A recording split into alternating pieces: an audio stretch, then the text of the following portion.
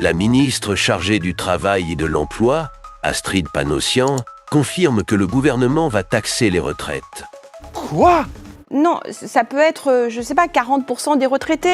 Voilà. Et... Le sujet, c'est il faut qu'on arrête de voir les retraités comme un bloc homogène. Les retraités, il y a autant de retraités qu'il y a de salariés. Elle parle de taxer dans les 40% des retraités.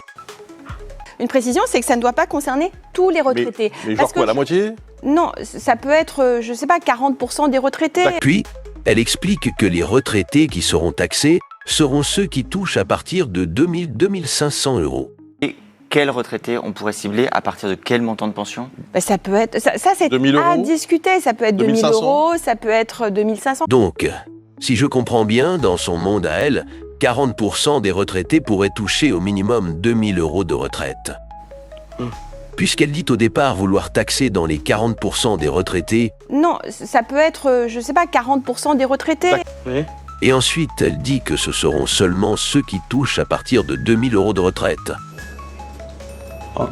C'est une forme de contribution à l'effort national du financement pour, encore une fois, la dépendance et la branche autonomie. C'est une forme de contribution. Ces gens ne reculent devant rien. Et pendant ce temps-là, Brigitte fait ses emplettes chez Louis Vuitton. C'est ça la vie. Excellent timing. Bande de baltringues, incapables de baisser les dépenses de l'État. Ça m'énerve.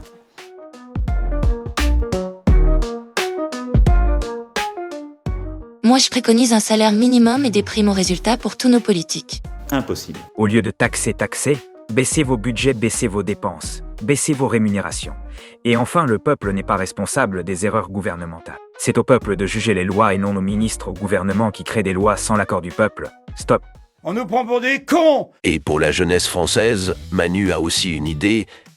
Alors face à l'accélération des périls, je crois aujourd'hui que nous devons avec réalisme proposer à notre jeunesse un engagement fort.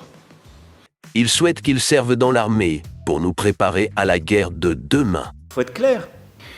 D'où l'ambition du SNU. Le service national universel. Il faut aujourd'hui tracer un chemin que beaucoup espèrent. Ah bon ? Donner le choix de servir. Non pas rétablir le service national obligatoire. Donner le choix de servir. Quel magnifique pays, il n'y a pas à dire. C'est des malades!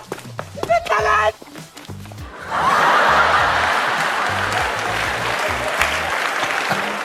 Et vous, vous en pensez quoi?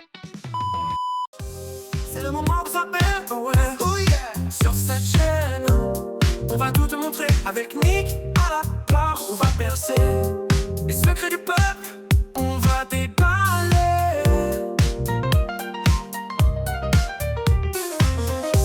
les vérités.